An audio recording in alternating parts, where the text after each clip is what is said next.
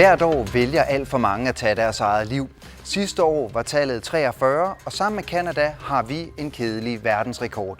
Velkommen til Rullabare om selvmord.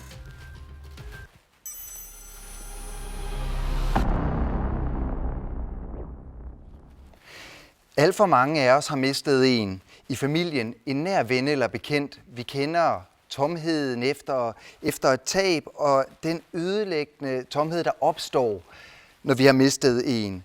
Mange efter et alt for kort liv. Vi kender problemet, vi har tallene, men hvorfor kan vi ikke knække kurven? Velkommen til dig, Martha Lund Olsen, naalakkersuisoq for sociale anliggender og sundhed og familie. Hvorfor er det her så svært at gøre noget ved? Altså, det skyldes jo nok mange ting. Ikke mindst de levevilkår og de problemer, vi har, også socialt. Men samtidig så må vi også sige, at der er i nogle byer, hvor der har været meget høj selvmord, hvor kurven ligesom er knækket, og at det går bedre. Og jeg tror, at vi skal gøre meget bedre brug af de gode erfaringer, der er rundt omkring, i stedet for at skulle starte forfra hele tiden. Og det tror jeg, at det er vigtigt. Og ikke mindst, at de jo også på tværs af alle organisationer, offentlige instanser, sygehus, socialforvaltning, politiet og skolen, ikke mindst, som også har brug for at meget tættere samarbejde for at gøre en fælles indsats, i stedet for at arbejde hver for sig. Men det er et af de store områder og udfordringer, vi har, det er, at selv de små steder har vi meget svært ved at samarbejde. Så det er en stor udfordring. Og også velkommen til dig, Gert Muhlvad. Du er overlæge og har i mange år arbejdet med selvmord her i landet. Hvorfor tror du, at det er så svært at få knækket den her kurve? Jeg er meget ydmyg over at stå her omkring det her emne. Jeg tror ikke, at jeg har et godt svar på, hvorfor det er svært. Jeg vil prøve undervejs at komme med nogle af de tanker, jeg har gjort mig gennem tiden omkring det. Jeg tror, det er vigtigt at understrege, at hver selvmord har sin egen historie.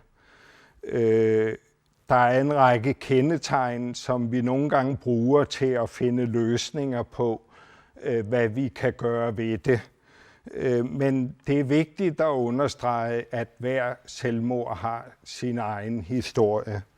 Jeg tror alle sammen, vi som mennesker har stået i situationer, hvor vi har overvejet, om livet var værd at leve videre. Så kan man spørge sig selv, hvorfor er der så nogen, der vælger at leve videre, og andre, der vælger at tage deres eget liv?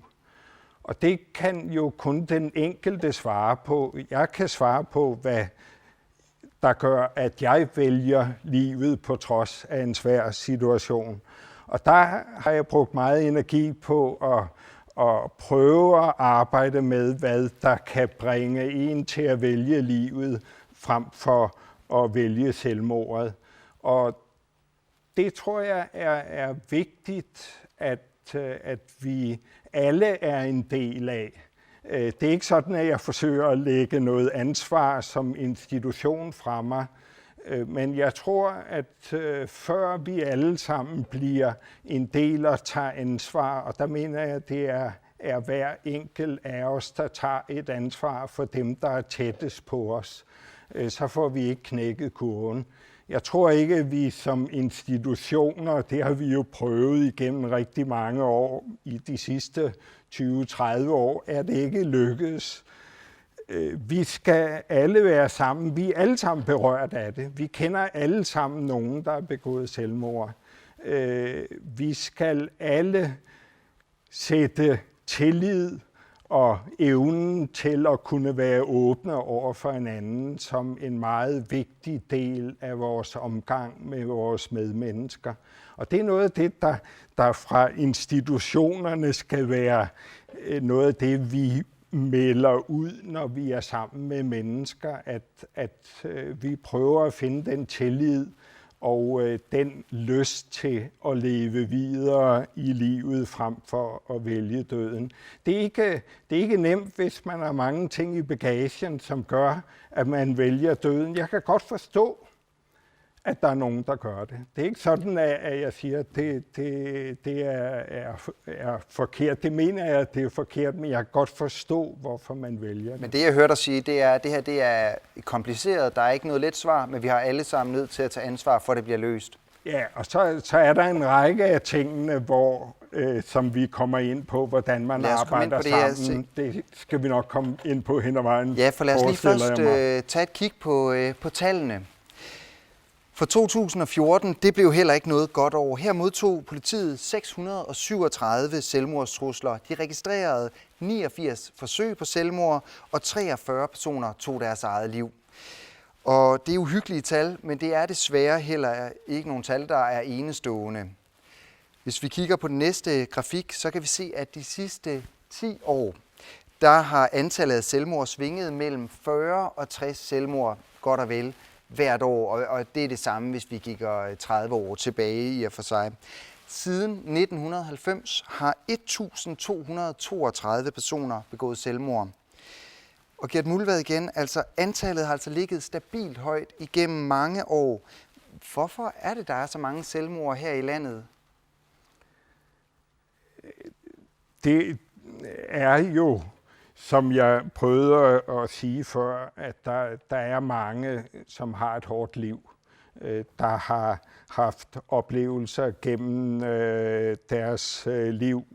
Hvis man har levet et liv, hvor man har været udsat for seksuel overgreb, hvis man har oplevet ens forældre slås, hvis man har oplevet, at der ikke er nogen, der værdsætter en. Det præger en gennem livet, og der kan det være, at det er nogle af de ting, der er med til, at når man står i en svær situation, så vælger man livet fra. Og der har vi mange situationer omkring seksuel overgreb, omkring alle de ting, som vi godt ved, hvor vi har brug for at gøre noget. Og der mener jeg, der skal vi alle sammen gøre noget, men først og fremmest er det i den her sammenhæng vigtigt at se, hvad kan sundhedsvæsenet, hvad kan socialvæsenet, hvad kan politiet gøre. Og så er det også rigtig vigtigt at se, at vi er et lille samfund på godt og ondt. En af de ting, som vi ikke udnytter godt nok, det er at have tillid til hinanden og være åbne over for hinanden, sådan at vi kan håndtere ting i små samfund.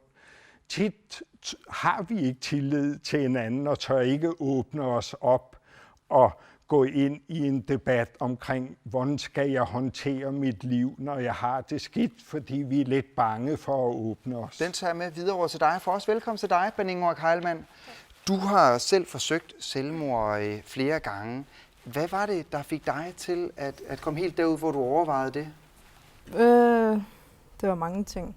Det var alt for mange ting på en gang. Først og fremmest vidste jeg ikke, hvad jeg skulle gøre, og jeg var også meget ung. Den første selvmordsforsøg, der var jeg 16 år, og efterfølgende fik jeg overhovedet ingen hjælp. Det var som om det ikke var sket overhovedet. Det blev klemt. Men hvad var det for nogle tanker, der gik igennem hovedet på dig? Hvad var det, du følte, der fik dig til at forsøge at tage dit eget liv? Det er som sagt rigtig mange ting. Og jeg følte mig nok overset på en eller anden måde fra skolen, fra mine forældre, fra min omgivelse. Men Gert Muldvad, han taler om det her med, at vi alle sammen skal tage ansvar for de mennesker, der er omkring os. Var det noget, du kunne genkende, at der ikke var nogen, der tog sig af dig, eller hvad er det, du siger her? Ja, men nok også fordi, at jeg var svær at håndtere dengang. Men vi skal have medansvar for alle andre, især de unge. Og tit så er det meget, meget svært at åbne sig som ung til nogen som helst. Og du kom så på et tidspunkt til til en erkendelse af, at du havde brug for hjælp, og begyndte så at søge hjælp. Hvordan synes du, at din oplevelse var med at søge hjælp? Det var så efter mit andet selvmordsforsøg, hvor jeg var 19 år. Der skulle jeg til sygehuset, og så blev jeg henvist til Rarifik. Og derefter skulle jeg til kommunen, fik jeg at vide. Så jeg tog til kommunen, og der skulle jeg have tid til en sagsbehandler, og der skulle jeg også vente. Og så efterfølgende skulle jeg til et samtale, om jeg var egnet til at komme til misbrugsbehandling. Og det tog også noget tid. Så jeg skulle vente sådan forfærdeligt længe, føltes det, før jeg overhovedet fik svar på, om jeg kunne få hjælp eller ej. Og så heldigvis kom jeg i misbrugsbehandling, og så havde jeg en enkelt eller 2 samtaler med en eller anden psykiater, som insisterede på, at jeg skulle have sovepiller og beroligende piller, men det var slet ikke det, man skal, når man er i behandling. Så din oplevelse var lidt, at du mødte lukkede døre, og det var vanskeligt? Ja, det er meget forvirrende, hvor skal man starte, og man bliver sådan kastet rundt frem og tilbage. Ja. Vi skal også lige høre fra Dorte Kvist og Vera Væver, der heller ikke følte sig særlig godt hjulpet. Dorte Kvist isumatsannermik nappaatranani peqqutialugu 15-eriarluni imminuttoqoriartarsimavoq. Taamaalla innersuutiinnermikuullum iisartakkantuniniarlum liukipiili. Taua аллам иннерсууннеқангилан соор оқалоқатеқарталерниссан уангааллунналернанарторюссууллун таа эққарсарнерсиллун соорун инуусунга соо таамат сорпассуа апеққусерсулерлугу налорн тассам уа исуман имааккам паасинеқангилан паасинеқангал исуммат кисимиингиларли тааматут мисисақарсимасоқ qasullunga ulingasarnikuuvunga kisianni immattut sinissaarukkаангама sinitsinneqartarnikuuvunga napparsimaammi allatigu ikkiorneqarni ajerpara oqarfingineqaannartarpunga qasuersaarlunga sinittariaqartunga napparsimaammi nassuyaanneqarnaajerpunga annerusuk. Martha Lund Olsen, vi har både hørt Baningwak og her Vera Væver og Dorte Kvist fortæller om, at de havde meget svært ved at få hjælp, og det er lidt en historie, der går igennem, når vi har talt med folk. Kan det være rigtigt, at vi har et samfund, hvor der ikke er hjælp, når man har selvmordstanker?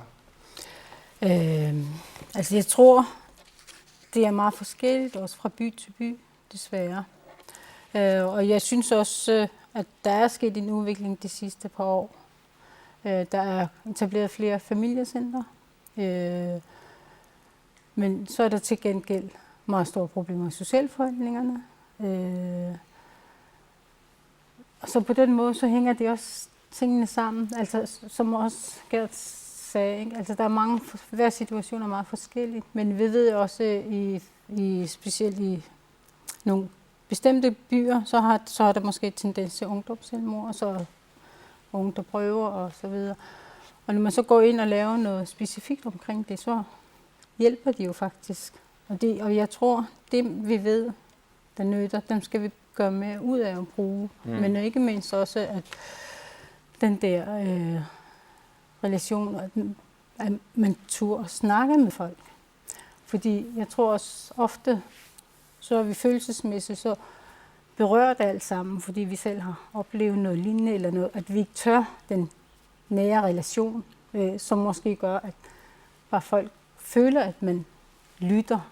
Altså og den kan jeg godt forstå i forhold til samfundet, men sådan i forhold til folk, der kommer og søger hjælp i enten sundhedsvæsenet eller socialforsorgen, der virker det som om, at de altså sætter sig mellem 2 stole. Altså når vi nu hører, at folk de ikke får hjælp, hvad tænker du så? Altså det er jo ikke kun et problem i det her område, det er også et problem i mange andre tilfælde, hvor det er svært for de forskellige offentlige instanser at hjælpe hinanden eller udnytte hinandens ressourcer til det bedste, fordi vi desværre, måske fordi der er så travlt de forskellige steder, ikke har tid til at samarbejde. Jeg tror, det er meget vigtigt, at vi samarbejder og har en fælles strategi for, hvordan gør vi i de forskellige situationer, og hvordan samarbejder vi. Og ikke bare forvente, at alt skal ordnes på socialforvaltningen for eksempel. Også at man selv tager ansvar de forskellige steder og gør noget ved det. Og helt sikkert, det vil være rigtigt, det skal vi selvfølgelig have folk til også at gøre, men du sidder jo som minister for sundhedsvæsenet og det socialvæsen. Hvad kan du konkret gøre for, at folk de får en bedre hjælp, når de har brug for det? Altså det vi PT for eksempel i dag har talt med Ganukuga om, det er, at vi skal have gjort noget ved, for eksempel børnesagerne, at de forskellige instanser arbejder tæt sammen.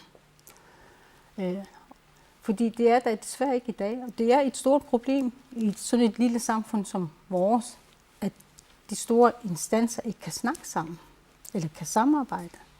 Det skal vi altså blive bedre til. Hvordan vil du sikre, at vi bliver bedre til det? Altså, det er jo dels at snakke sammen, men også, vi fra Socialforvaltningen faktisk kører nogle kurser, netværkskurser for forskellige instanser, som faktisk virker meget godt. Men det kræver også, at de forskellige instanser også påtager sig et ansvar i stedet for bare at videresende den et andet sted. Gert Muldvad, du har også arbejdet med det her mange år. Hvad er det, du ser, der mangler? Jeg tror, at inden for sundhedsvæsenet er det vigtigt at gøre sig nogle erkendelser. Sundhedsvæsenet er meget et behandlende væsen. Rigtig mange af ressourcerne bliver brugt til at behandle folk. Den her problematik er mere end den behandling, som mange læger og sygeplejersker er trænet op til. Det er meget på den somatiske side, at man er rigtig gode til at behandle, hvorimod på den mentale side er det nogle gange en forudsætning, at man siger, jamen det kan du bare det her, og det kan man ikke bare. Det er også noget, man skal lære, noget man skal lære og trænes op til at kunne snakke med folk om deres problemer. Så det er en ting, der er meget, meget vigtigt at erkende, at vi bruger rigtig mange ressourcer på behandlingsdelen og ikke så mange ressourcer på den mentale sundhed og kunne have tid og forståelse for at snakke med hinanden om de ting, der gør ondt i livet. Ikke bare gør ondt i maven eller gør ondt i hovedet, men gør ondt i livet. Så hvad skulle der til, for at man kunne gøre det bedre og have lidt mere fokus på det mentale? Altså det skal vi lære, og det skal man også kunne finde tid til. Og det er en af de ting, der bliver nævnt, og det er også derfor vigtigt at se på de tal i forhold til de ressourcer, der er til at løse opgaven. Der er nogle ting, der må ligge for, at man kan gøre det her. Det er ikke sådan, at man kan putte flere ressourcer ind i det, men det er meget, meget vigtigt at erkende, hvor vi står henne omkring problemerne, og ikke bare ligesom sige, at det her, det skal vi bare gøre, om jeg så må sige. Det er vigtigt, at der er en erkendelse om, at det her vil vi gerne. Det er ikke sådan, at dem, der er ansat i sundhedsvæsenet, ikke vil det. Men det er ikke altid, vi er gode nok til at fange signalerne. Det er heller ikke altid, at vi har den fornødne tid til at kunne løse de nødvendige opgaver, som det her er noget, hvor der skal sættes ressourcer af til. Når vi så snakker lidt om den der problem mellem socialvæsenet og sundhedsvæsenet og i og for sig politiet, så kan jeg se, at der er nogle strukturelle problemer, som man bliver nødt til at overveje. Sundhedsvæsenet, der ligger i selvstyreregime med al økonomien lagt ind der. Socialvæsenet, hvor alle opgaverne ligger ind i et kommunalt regi, som er i nogle henseender uafhængig af hinanden. Politiet, som ligger ind i et statsregi. Der er altså nogle ting, der ikke hænger sammen i vores samfund og giver nogle problemer, når man skal lave nogle konkrete samarbejdsløsninger. Det kommer vi ind på igen senere, men jeg vil lige tage dig med igen, Ben Ingvar Keilmann. For hvis du tænker tilbage, hvad ville kunne have hjulpet dig dengang, at du havde brug for hjælp? Hvis jeg vidste, hvor jeg skulle starte. Det vil være rigtig godt, hvis der var et eller andet, der viste her. Hvis du har det svært, så start med at gå derover. Så får du hjælp. Så bliver du henvist videre til der, hvor du virkelig har brug for hjælp. Så i stedet for, at man bliver kastet frem og tilbage i systemet, og det tager rigtig mange kræfter, når man er så langt nede, at der kommer sådan nogle guidelines, eller hvor det peger hen, at her skal man starte. Det blev lettere simpelthen at finde ud af, skal man gå det ene, det andet eller det tredje sted hen? Du skal bare gå herhen. Det mere overskueligt, fordi når man er så langt nede, tit har man ikke kræfter til at bare stå op, eller tage et bad, eller spise. Så det at skulle tage ud og søge hjælp, det tager også rigtig, rigtig meget energi. Så jeg var heldig, jeg var stedig og skulle bare have hjælp. Men det er ikke alle, der har det sådan, at de har energi og kræfter til at gå ud og søge hjælp. Ja. Martha Lund Olsen, det her det koster mange penge, det kræver mange ressourcer, og det er rigtig svært. Hvor højt prioriterer Naalakkersuisut det her område? Altså, jeg synes, vi prioriterer det på mange lederkanter. Altså, vi har afsat rigtig mange midler til etablering af professionelt studenterrådgivning. Vi har gjort meget for at få familiecenter alle steder, som er rådgivningssteder. Og vi kører med rejsehold for psykologisk behandling for voksne med sindfølger af seksuelle overgreb i barndommen. Altså vi har forskellige steder, men forskellige tiltag. Men der, hvor de også er nødvendige, det er også, at vi mange flere steder bliver i stand til at rumme og tale med folk, der har det svært. Og derfor er opkvalificering meget vigtig. Også fordi mange steder, desværre i socialforvaltning og bygder, så er personale måske kontoruddannet og ikke har en uddannelse i noget samtale med. Og det er der, vi skal ind og løfte på flere ledere, for at folk... Men hvorfor er det? Vi har jo talt om det her i mange år. Hvis vi kigger i gamle rapporter, kan vi også godt se, at det er behov for, at vi skal ligesom opkvalificere sygeplejersker, og de her psykologer skal være supervisorer, så de kan hjælpe. Hvorfor står vi stadig her i dag og ikke rigtig kommet videre? Jeg tror, altså, det er ikke sådan lige til, men jeg synes, vi er nået langt de sidste 20-30 år, i forhold til, hvordan det var for mange år siden, var jeg ved at sige. Men der, hvor for eksempel socialforvaltningens situation lige nu er meget dårlig. Altså, vi er ikke i stand til at have ansat alle de socialrådgivere, der faktisk er uddannet som socialrådgivere. Hvorfor er I ikke i stand til det? Nok fordi der er stort arbejdspres. Der er stress og så videre. Så socialforvaltningen er et meget presset arbejdssted, og derfor er der meget stor udskiftning. Ja. Og derfor er det vi så gjorde, det er ikke vedligeholdt. Så selvom vi siger, at vi prioriterer det højt, så er der ingen tvivl om, at det vil stadig være godt at prioritere det endnu højere. Det vil være godt at hele tiden opruste og efteruddanne folk, sådan så man kan holde til de svære ting, der hele tiden kommer. Også som medarbejder. Gert Muldvad, når du kigger tilbage, er du så enig i, at vi er kommet længere?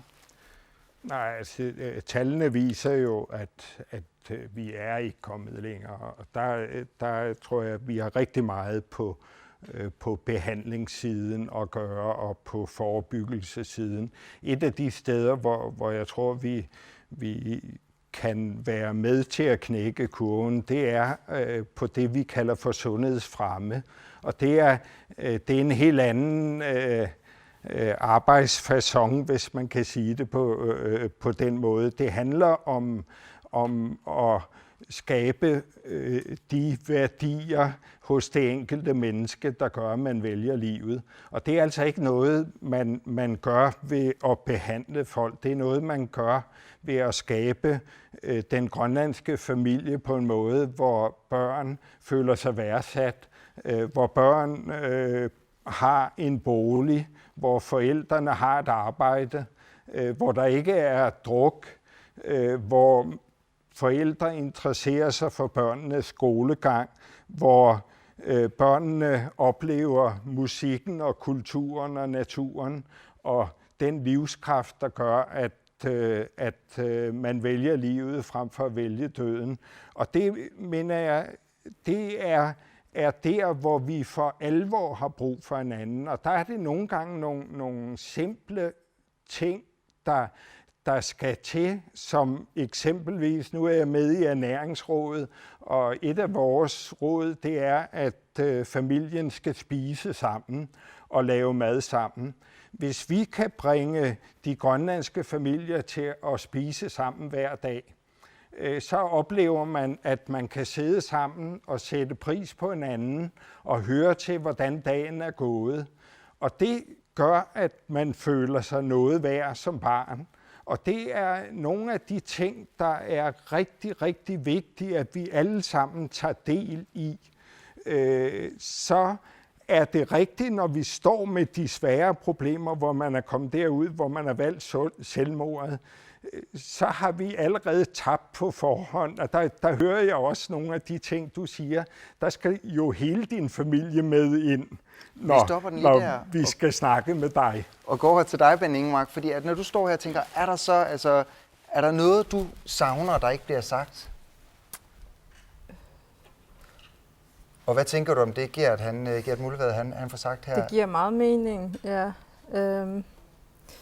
Men desværre tror jeg, at der stadig er rigtig lang vej, før man når dertil, hvor man får en kernesund grønlandsk familie, fordi der skal rigtig meget arbejde til. Der skal handling til. Så hvis de forskellige instanser, som Martha har nævnt, sætter sig sammen og finder på en løsning sammen og handler, så tror jeg godt, vi kan se en forskel. Martha, handling, er det noget, du kan garantere? Altså, hvis det var en let løsning, så havde vi jo fundet den for lang tid siden. Men der er jo hele tiden det her udfordringer inden for social- og sundhedsområdet. Men jeg er optimist, og jeg tror, at alle de ting, vi har i gang, de vil nytte. Og stadigvæk, så har vi også flere ting, vi skal have sat i gang. Der er næppe nogen lette løsninger. Vi siger tak til dig, Ben Ingemark.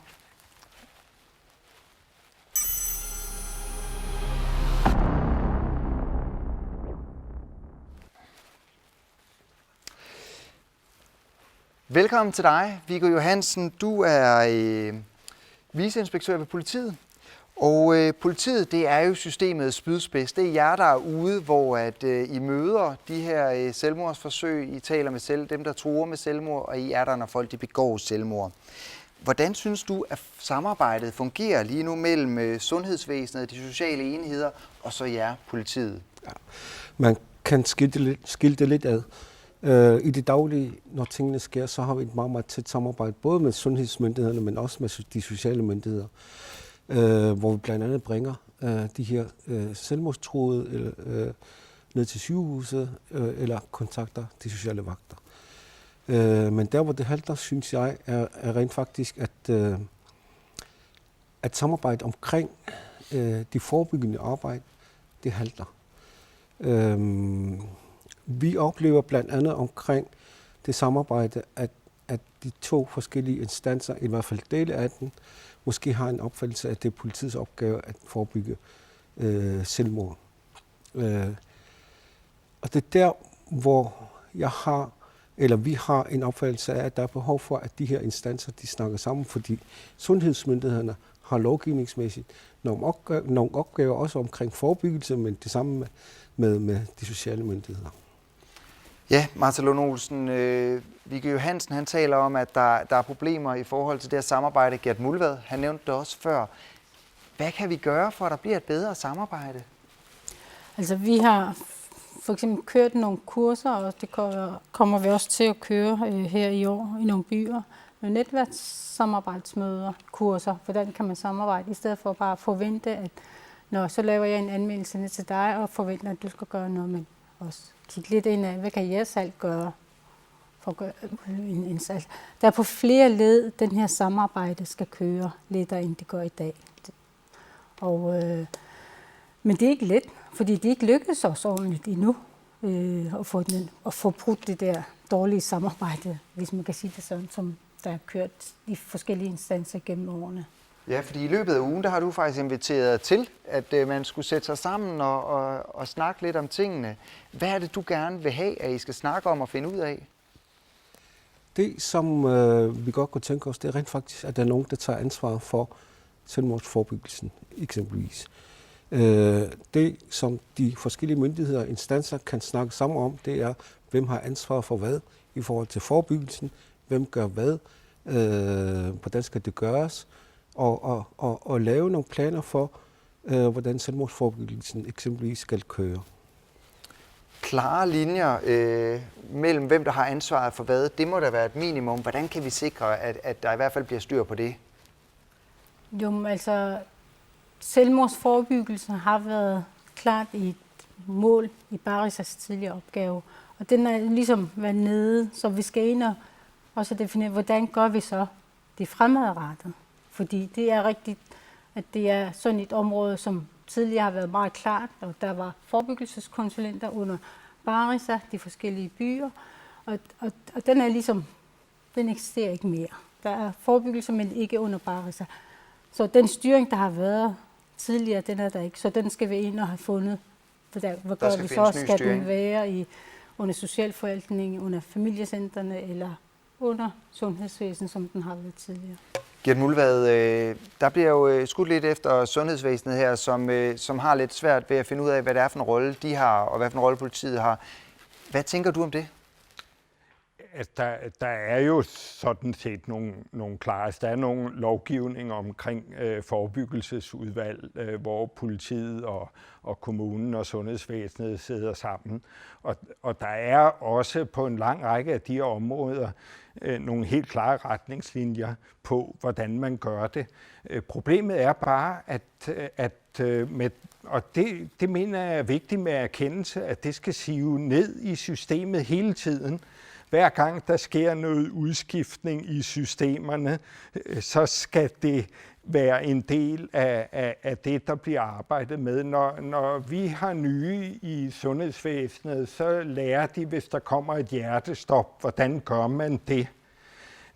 De lærer ikke nødvendigvis, hvis der kommer en selvmordstruet, hvordan håndterer jeg den situation. Så det var der, jeg tidligere også sagde, at sundhedsvæsenet er meget behandlingsorienteret på somatiske del.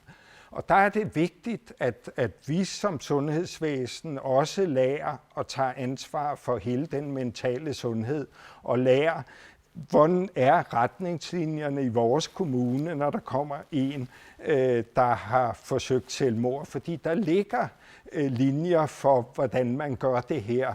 Og der sidder de her udvalg, som er lovpligtige, der sidder og snakker om de her ting. Men det får ikke lov til at bundfælde sig, og det hænger noget sammen med de meget store tal, der er.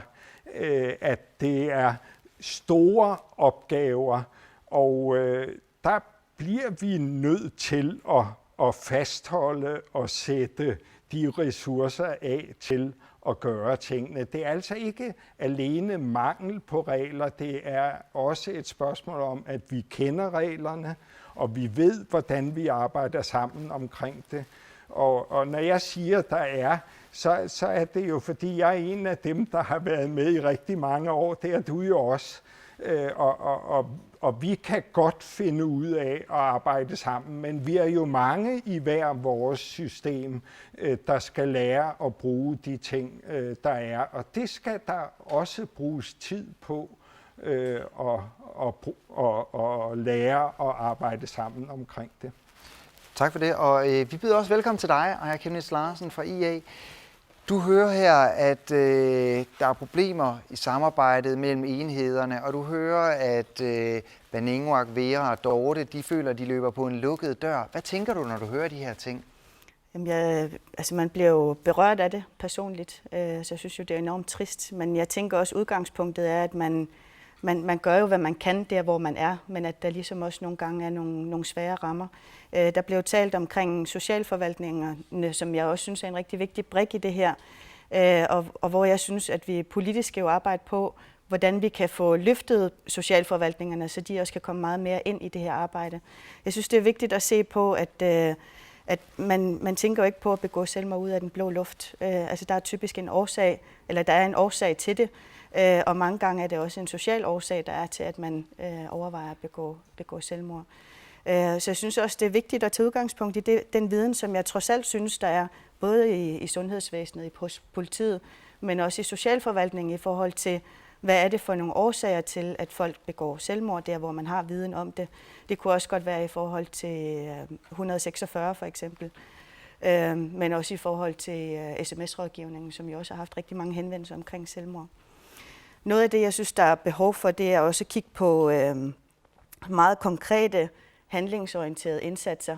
Blandt andet, at man sikrer, at der er en døgnåben telefonlinje, at man kigger på eventuelt at udvide sms-rådgivning, måske supplere det også med at udvikle noget chat-rådgivning, altså forsøge at skabe forskellige muligheder. Og det er jo også med til, at man uanset hvor man bor i Grønland, det er jo genialt til Grønland, kan man sige, at man har de her rådgivningsfunktioner, som man kan henvende sig til, og hvor man kan blive henvist hen et andet sted, hvis det er, man har behov for noget mere hjælp.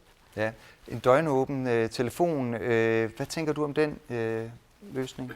Jamen, det vil jo netop nu at grunden til, at man samlede de 3 forskellige rådgivningstelefoner, familierådgivning, 146 og 134, så jeg kan huske, til at øge telefonrådgivningen ved at samle den i sundhedsvæsen, i lægeklinikken, sådan så man også ud over de timer, der var, også havde mulighed for altid at kunne rette henvendelse. Men det er jo gået helt hen, som det har været meningen, så den del skal man jo tage op igen. Men jeg tror også, det er lige så vigtigt, som vi også sagde i den grønlandske, det er, at vi bliver bedre i stand til at rumme hinanden, at vi bliver bedre i stand til også at kunne snakke sammen, og som Gert også sagde, at familierne også får snakket sammen og mærke hinanden, hvordan har vi det, og vi tør at bruge de intuitioner, vi har i forhold til, når vi ved, at folk har det svært, og ikke bare overse det. Og tør os, at vi alle sammen også tør. Og det var jo også det, vi har talt om tidligere, og det er der jo ikke en tvivl om, at det er der måske behov for, men det sker jo ikke af sig selv. Hvordan kan man sikre sådan noget, at der kommer en bedre tendens til, eller at man bliver bedre til at lytte til hinanden, Gert Mulvad? At jeg vil godt lige tage fat i den der med døgnåben. Der vil jeg gerne som arbejder i sundhedsvæsenet påtage mig ansvaret for, at der er en døgnåben mulighed for at henvende sig. Altså sundhedsvæsenet har åbent hele døgnet rundt, og der er alle, som har ondt i livet, meget velkommen til at henvende sig. Og jeg tror, at politiet vil sige det samme. Nu nævnte du tal på 637, som kommer fra politiet. Nede hos os ligger der jo desværre også nogle ganske store tal, som skal lægges oven i dem. Og det er ikke, fordi det gør det nemmere for os, men jeg tror, det er vigtigt at understrege, at hvis man har ondt i livet og tænker på at begå selvmord, og har brug for et sted, hvor man kan henvende sig, så er man altid velkommen hele døgnet rundt og henvende sig til sundhedsvæsenet. Og jeg er helt sikker på, at politiet et stykke hen ad vejen er parate til og i sådan nogle situationer, det viser tallene jo også, de har så også bare brug for at kunne komme af med det igen, det der skal laves. Og det er der, jeg hører, at vi i sundhedsvæsenet og socialvæsenet skal være bedre til dem, der er ude, hvor tingene sker, kan få det leveret ind til en fremadrettet behandling. Men sundhedsvæsenet holder døgnåben. Jamen lad os lige holde fat i den, og så gå over til dig, Viggo, for hvad er det, vi vil gerne have et samarbejde om, hvad er det, I kan tilbyde her? Vi har en masse data omkring selvmord. Vi har en masse viden om det. Vi ved, hvad man det, der gør det, hvorfor man gør det. Det, som vi kan tilbyde, det er de her data og en drøftelse af, hvad er det for nogle ting, som kan iværksættes for at forebygge selvmord i Grønland. Men derudover har politiet i forvejen, som Gert sagde, modtager politiet en masse henvendelser omkring selvmordstrusler, men også omkring selvmordsforsøg, som rent faktisk ikke er ulovlige i lovens forstand. Men helt konkret, hvad er det, I kan gå ind og hjælpe social- og sundhedsvæsenet med? Hvad er det, I kan byde ind med? Vi har et projekt rent faktisk omkring samtale i stedet for husbesjakler. Den viser, når vi begynder at fokusere på, hvad der egentlig sker inden for husets virke, inden for familien, og således at vi begynder at pille ved deres robusthed, kan man godt sige, så er der mange ting, det har en indvirkning på. En af de ting, som også har indvirkning på det er rent faktisk, at selvmorden de faldt ved vores prøveperiode op i Sisimiut. På samme måde som mange andre problemstillinger herunder på kriminalitetssiden. Og det viser rent faktisk, at når vi kan samarbejde, den her samtale i stedet for hospitaler, det er et samarbejde, som vi har indgået med de sociale myndigheder, hvor vi tager ud og snakker med folk.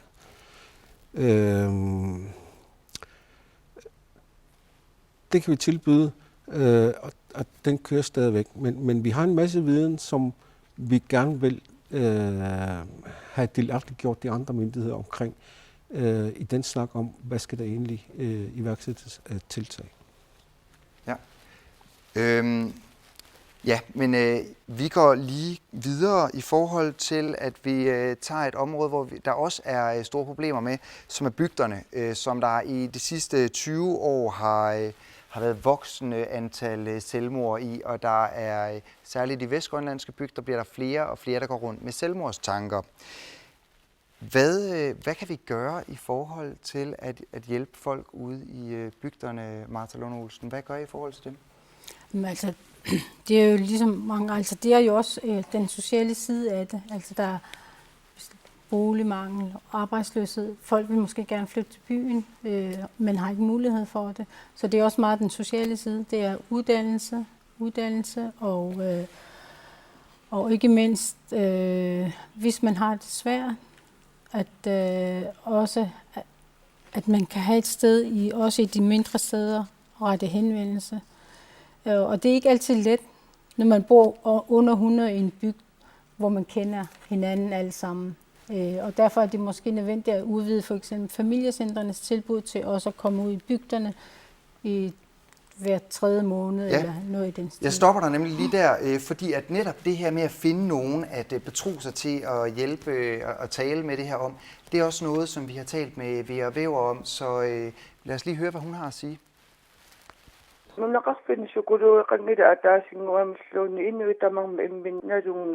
Det er ikke en eneste psykolog i bygderne. Alle kender hinanden. Vi kan ikke henvende os til nogen i bygderne. Jeg kan tage et eksempel.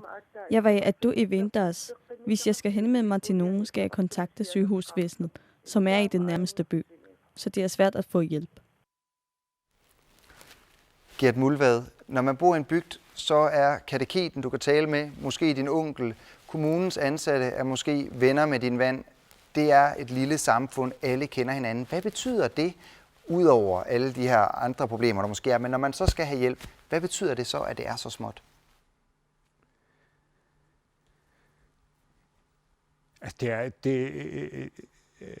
Her tror jeg, at det omkring hjælp til nogen, der har det svært i bygder, der tror jeg hellere, jeg vil prøve at vende om og sige, hvordan kan man skabe bygder, hvor man har den værdi, der gør livet godt at bo i en bygd. Og hvis vi lader den ligge nu, fordi at der er ingen tvivl om, at der er omsorgssvigt, der er alkohol, der er hashmisbrug, der er mange ting, som gør, at folk kommer ud og måske har selvmordstanker. Men når de nu er der, og så har brug for hjælp, hvad betyder det så, at det er så lille et samfund? Hvad er deres muligheder? Ja, og det er for mig at se et rigtig stort problem, som der ikke er nogen nem løsning på, hvis der overhovedet er nogen løsning. Og det tror jeg er vigtigt at erkende, at hvis der er, og det gælder jo også familier i byer, hvis der er så meget med oplevelser gennem ens opvækst, at man ikke har tillid til hinanden og er tvunget til at bo sammen uden en gennemgribende tillid, så er det altså meget, meget svært for behandlere og for ressourcepersoner at gå ind og give nogle tilbud, som er holdbare til, at man kan leve videre.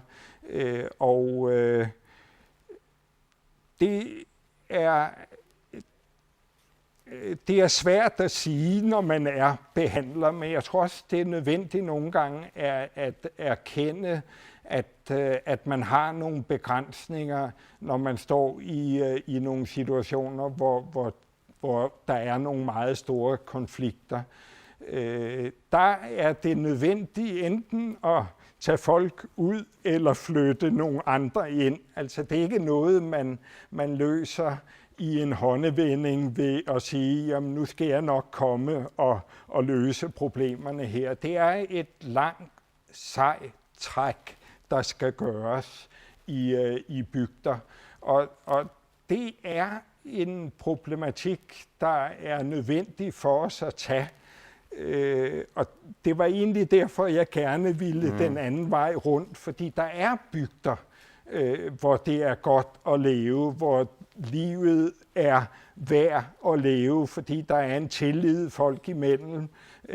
Man har et arbejde, man har en hus, man har en familie. Hvis bygder er ødelagt af incest, af voldsomme ting, så er det rigtig, rigtig svært at flytte rundt på de ting. Men sundhedsvæsenet er jo til stede ude i mange bygder. Er det ikke en opgave, der kunne ligge ved sundhedsvæsenet at løfte at tale med de her mennesker? Ja, det ligger også som en del af sundhedsvæsenets opgave, men dem, der er de steder, hvor de er stabile, er jo nogen, der bor der og er en del af det samfund, de lever i på godt og ondt. Dem, der kommer der for en kort periode, kan bære en byrde i den periode og måske flytte på nogle ting.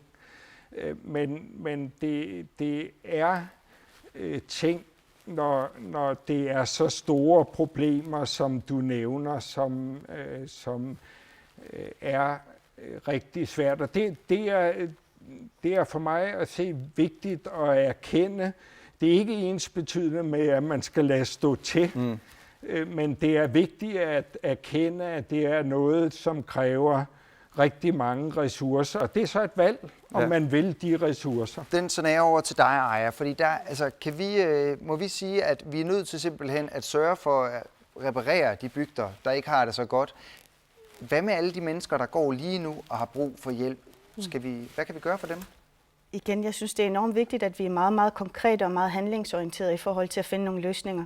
Jeg synes, hvis vi kigger på de her 3 personlige beretninger, som er med her, så viser det jo, at det, vi gør i dag, ikke er godt nok. Altså, at vi bliver nødt til at forbedre det tilbud, som vi har i dag.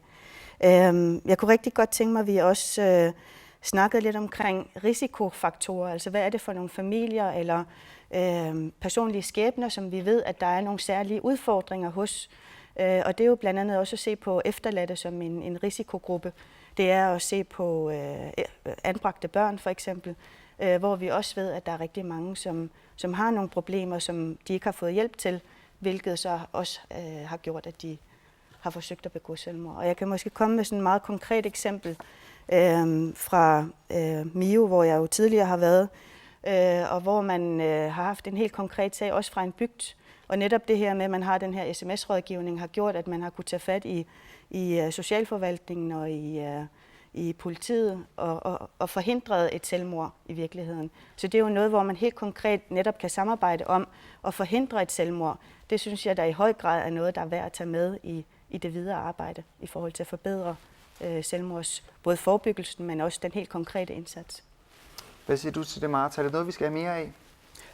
Altså, der er mange ting, vi skal have mere af for overhovedet at forbedre. Og jeg synes, vi er på vej. Vi har forskellige ting i gang, men vi kan ikke løse alt på en gang. Altså, heldigvis har vi efterhånden familiecenter i de fleste byer. Vi mangler 2 byer. Og vi har det her rejsehold, som har nået 6 byer i den her periode, altså, og som når længere. Og der, hvor livet gør meget ondt for dem, som har det allersværest med dem, som for eksempel har oplevet seksuelle overgreb som børn. Og som gør, at de har et depressivt liv i perioder. Altså, det er dem, vi skal ind og hjælpe, og ved at hjælpe dem, hjælper vi også deres familier. deres børn, måske deres nevøer, niecer osv. Altså, vi bliver nødt til at øge vores Det er meget det store billede, du taler om, hvor Aya, hun taler meget om den her konkrete handling. Altså, hvor er de konkrete handlinger? Der er et rejsehold og nogle familiecenter. Hvad er der ellers? Jamen, det er konkret, som Aya også taler om, det er, at der også er folk til at lave det indsats, som Aya snakker om. Og det er jo også, at der er nogen i socialforvaltningen eller i sundhedsvæsen, som er i stand til at tage vare på de folk, som har det svært og kan snakke med dem. Ikke? Altså, det er det, vi skal. Vi skal øge det tilbud, vi har, og også måske gøre mere brug af de erfaringer, vi har. Ja. De gode ting, vi har, som vi tit og ofte bare, så det fungerer det, og så går vi lige videre, og så er der nogle andre, der kommer på, og så starter man på noget nyt, måske, som ligner alligevel noget, som er sket for nogle år siden. Og, altså, vi er ikke gode til at gøre brug af de ting, vi har. Hukommelsen er kort. Ja. Hvad siger du til det? Er du enig i det, Martha siger? Nej, ikke helt. Altså, jeg synes også, at netop det her med Baris er jo også et godt eksempel på, at det har jo været nedprioriteret, som du også selv siger. Og for mig at se, så er rådgivningslinjen er jo også blevet nedprioriteret, fordi man har valgt at spare det ned til 1/3 for eksempel. Så man sidder som fagperson og skal forholde sig både til familierådgivning og til selvmord og til de problemer, som børn henvender sig omkring. Og vi taler jo om et område, som også kræver noget specialiseret viden. Altså, jeg synes, de kurser, som Baris for eksempel har lavet igennem flere år efterhånden, er et rigtig godt eksempel. Noget af det, som også står i den nationale strategi for selvmordsforebyggelse, er jo også at tænke det ind i uddannelserne, relevante uddannelser, socialrådgiveruddannelsen, sikre, at de får noget viden omkring, hvordan man kan lave selvmordsforebyggelse, men også hvordan man helt konkret kan hjælpe til, når der er en, der har behov for hjælp. Og så synes jeg, det her med den tidlige indsats, altså forebyggelsen, lad os da få den endnu mere frem, så vi ikke laver de sene opfølgninger, men at vi laver den tidlige indsats. Vi har jo nogle gode tiltag. Viggo var talt om nogle af dem, og politiet har jo også samtale i stedet for vold til 8. klasse, og robusthedsprojektet, for eksempel projekttidlig indsats. Jeg synes, det er nogle af dem, vi skal have endnu mere frem og opprioritere meget mere, end vi gør i dag, fordi jeg er sikker på, at vi godt nok på den lange bane vil se nogle resultater, men jeg tror også, vi har behov for at lave det lange seje træk for at forvente den her udvikling. Det er ikke noget, man kan løse på den korte bane. Ja. Og så skal vi derudover være meget konkret og handlingsorienteret på det behov, der er lige her og nu. Og det er jo for eksempel med den her telefonlinje, du har jo også lige sparet en telefonlinje væk, og den her, der er nu, den kører kun fra 19 til 21, er det VIK 146. Jeg har ikke lige sparet en telefonlinje væk. Den telefonlinje, som Aya snakker om, de 3, som blev samlet, det skete for 3-4 år siden, da man ændrede fokus fra Barisa til Inunarita. Og der siger jeg, altså vi har nogle erfaringer, som er gode, og dem skal vi holde fast i og gøre brug af. Og vi må jo sige i dag, at det tiltag, som Barisa har gjort med forebyggelseskonsulenterne, det har været godt. Og det er nok noget af det, vi også skal ind og have kigget mere på. Hvad gør vi så? Den gode erfaring, vi havde fra den gang, som vi klippede på et tidspunkt. Hvordan gør vi så det? I stedet for hele tiden at finde noget nyt. Vi har nogle ting, der har fungeret, og som vi har stoppet midlertidigt, og så må vi se, hvordan skal vi så erstatte dem igen. Der har Martha jo fat i nogle ting i forhold til, at hukommelsen kan være lidt kort. Hvis du nu sad på en stor pose penge, Gert Muldvad, hvor vil du så bruge dem henne? Ja, dem vil jeg bruge til altså jeg vil, nu bliver der sagt om tidlig indsats, altså jeg vil meget tidligere ind. Altså jeg vil ind før, at problemerne er. Altså vi bliver simpelthen nødt til at skabe de værdier i det her samfund, og det er både i de bygder, vi vælger at have. Der skal være boliger, der skal være arbejde, der skal være familiesammenhold, der skal være kultur og natur. Hvis det ikke er der, så er det ikke værd at leve, hvis man ikke har et liv, der har det indhold, som vi ønsker som mennesker. Og det gælder i byerne også, hvis man ikke har en bolig, hvis man ikke har en familie, hvis man ikke værdsættes af sine omgivelser, hvis vi ikke bruger vores kultur, vores sprog, vores natur på den rigtige måde, så når vi aldrig dertil at knække kurven for selvmord. Så jeg vil bruge pengene ikke så meget på at forebygge eller behandle, men på at skabe det gode liv, som gør, at når vi har det svært, og det vil vi altid have, også selvom jeg havde rigtig mange penge, så vil jeg vælge livet frem for at vælge døden, hvis jeg får de værdier, som jeg har omtalt her. Og det mener jeg, det er et af de steder, hvor vi ikke nødvendigvis går den rigtige vej. Der er en række ting, som ikke gør familien Grønland nemmere i årene, der er gået i de sidste 20-30 år, og heller ikke fremadrettet. Arbejdslivet og familien spiller ikke altid lige godt sammen. Men hovedessensen er, at livet skal gøres værd at leve. Og det bliver det sidste, vi når i aftenens debat. Hvis du har mørke tanker om selvmord, så har Atavik 146 ekstraordinært længe åbent i aften til kl. 22. Tak for i aften.